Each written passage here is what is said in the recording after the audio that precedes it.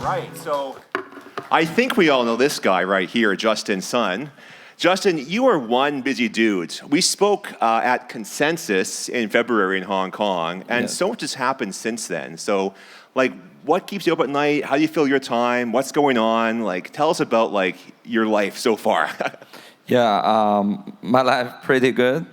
So we have that company like Tron go IPO in US, I think in July, and I go to space in August.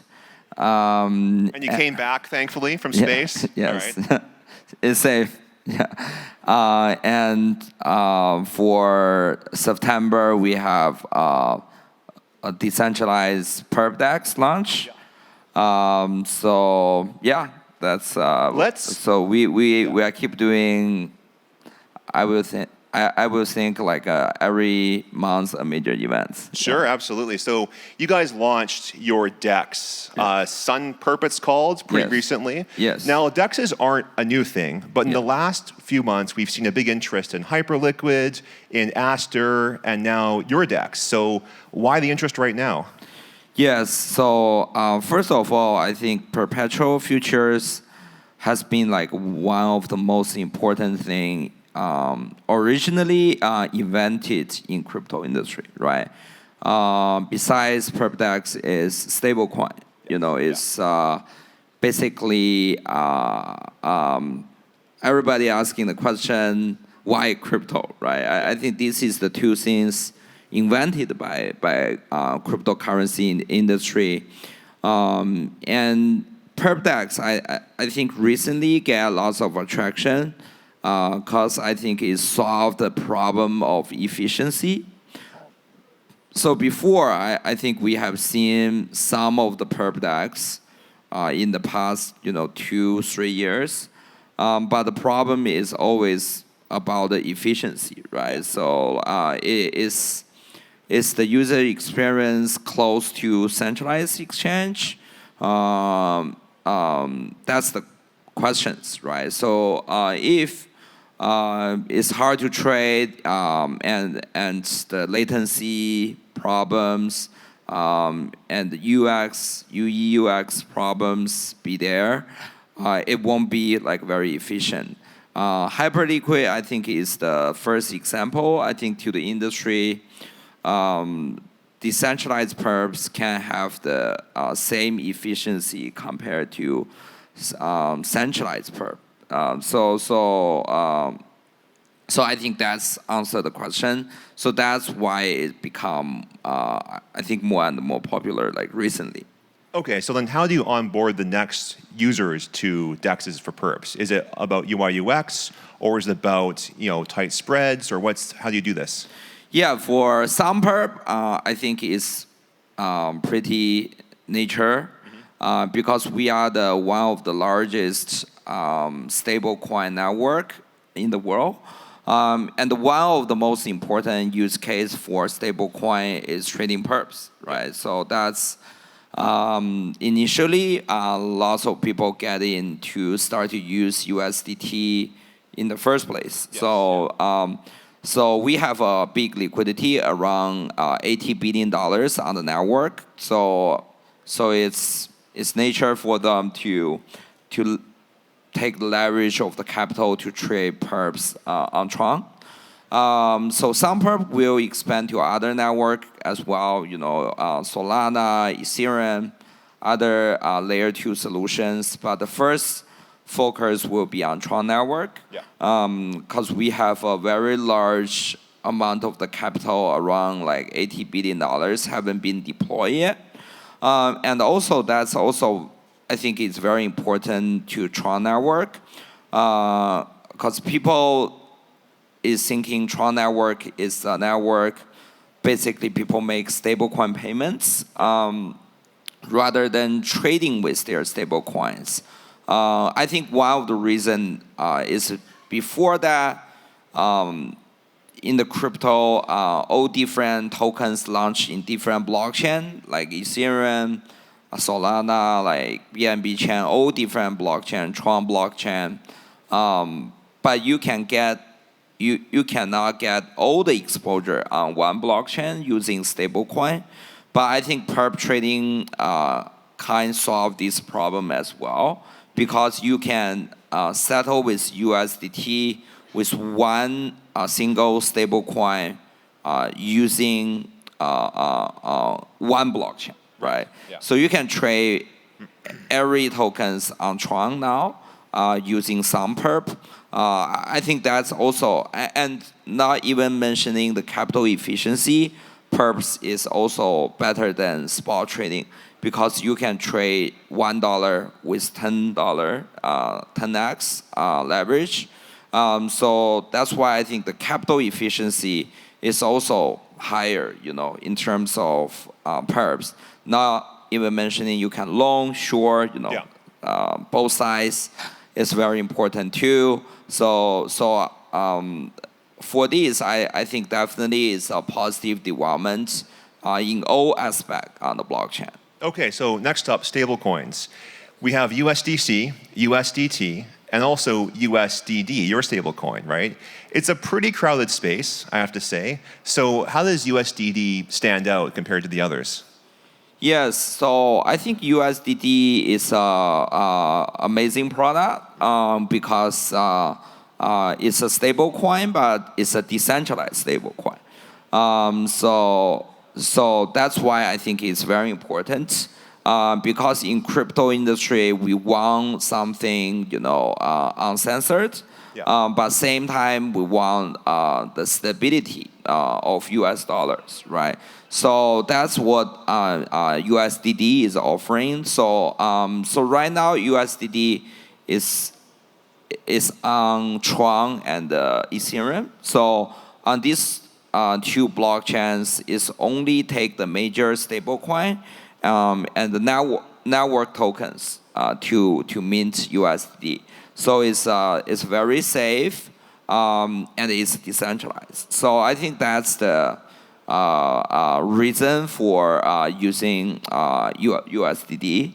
And also the same time, I think people in the decentralized perps, I think in the future we'll also start to use decentralized stables. Right now, I think we can see Hyperliquid USDC, SunPerps is USDT. I think that's the first stage.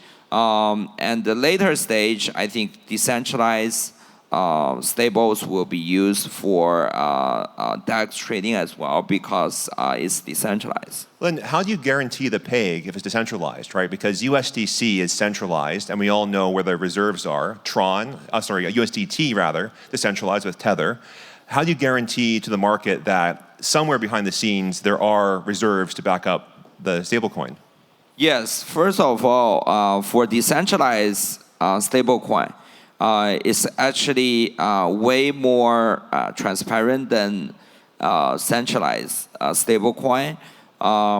Because centralized stablecoin, you are rely on the audit reports, right, coming up like every quarter on the on audit firms. Yeah. But for decentralized stablecoin,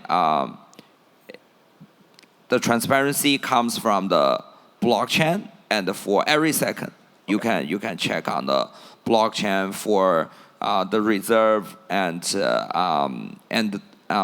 vault, and also decentralized stablecoin for the risk is actually less. Not even because of the transparency, but also because of the collaboration rate is higher. For example, if you want to use Ethereum or Tron to mint the stablecoin, you need to take 120 or 130% of the collateral, and also all the vault is isolated from each other.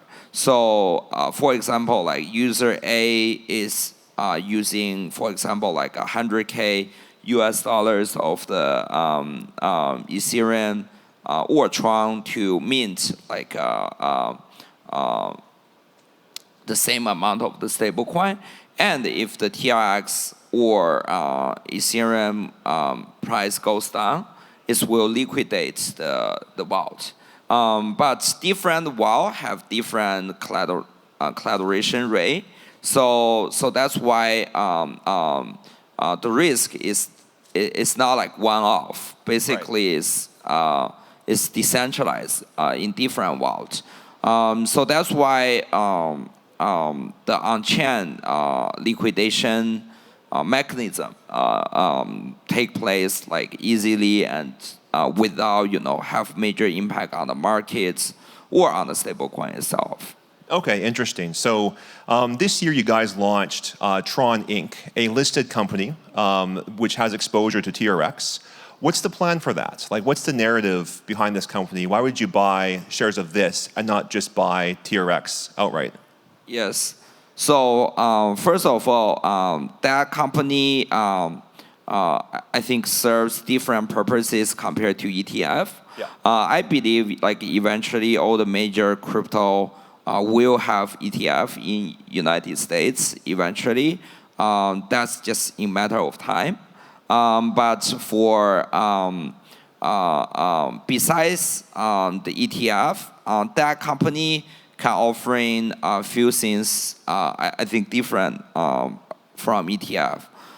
First of all, ETF is just like a wrap tokens, right? Yeah. So if you buy ETF, it's just like a wrap cryptocurrency. But for ETF, the company can actively manage the treasuries, right? For example, on Tron today, Tron Inc. basically stake all the TRX and lending it for energy, for the token use, guarantee the safety. The same time, it has around 5 to 8% of the APY, so the yield to the public companies.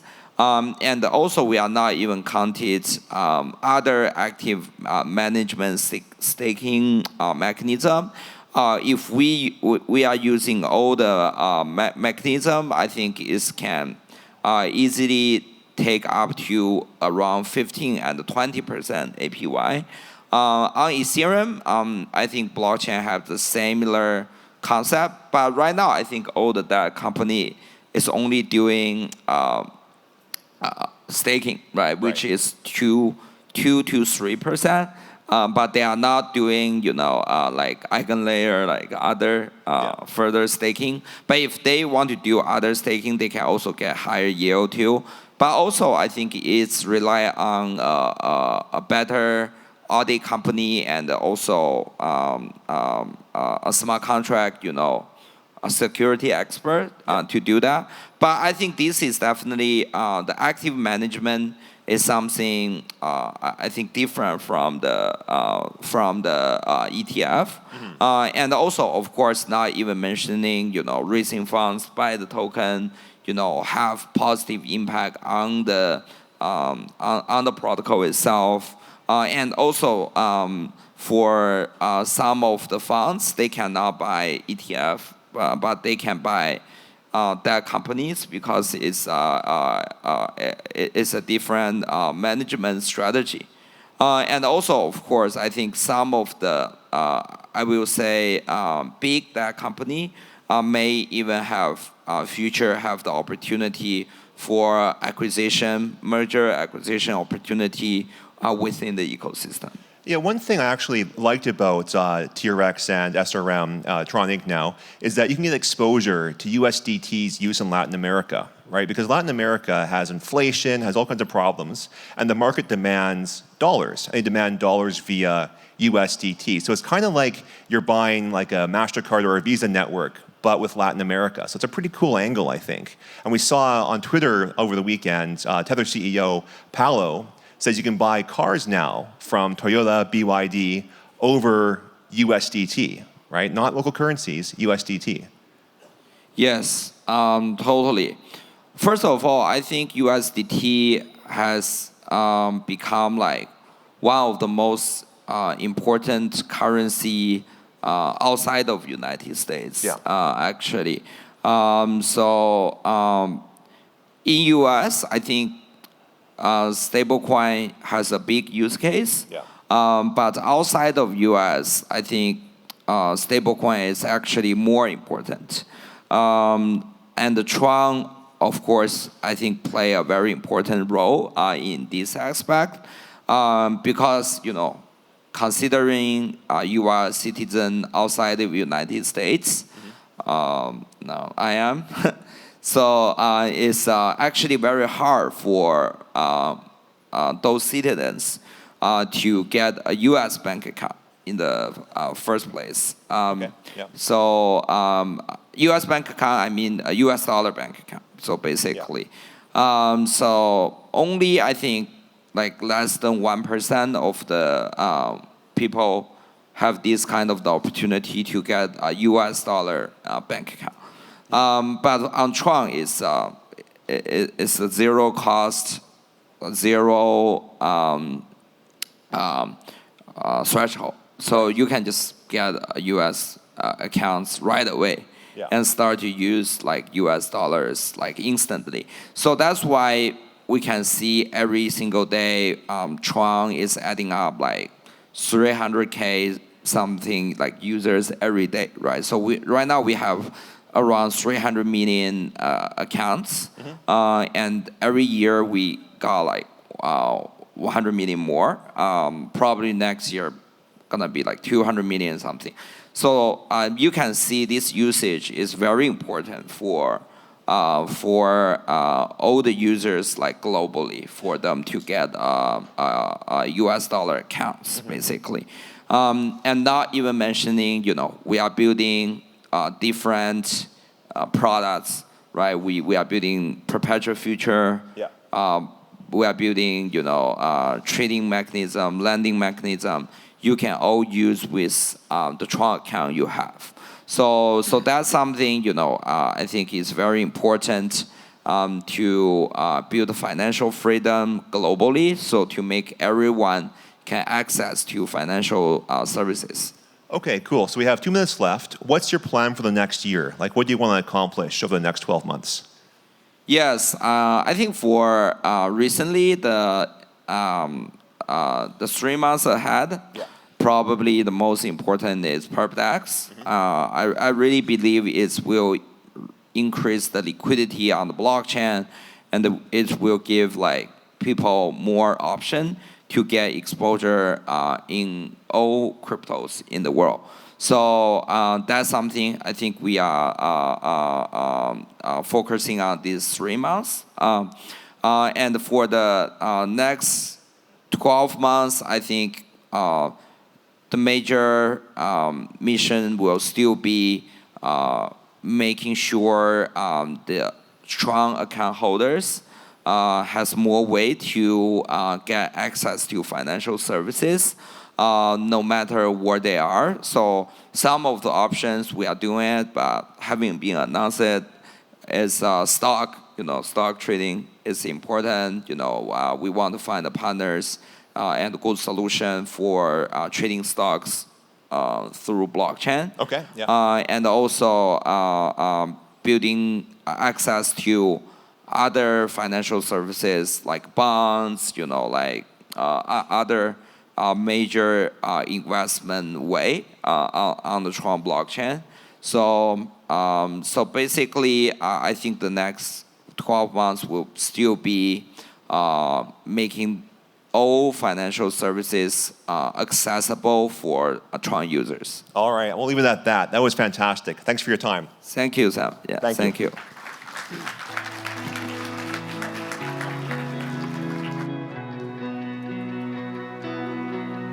Thank you for that. A lot of great insights, a lot of fresh ideas.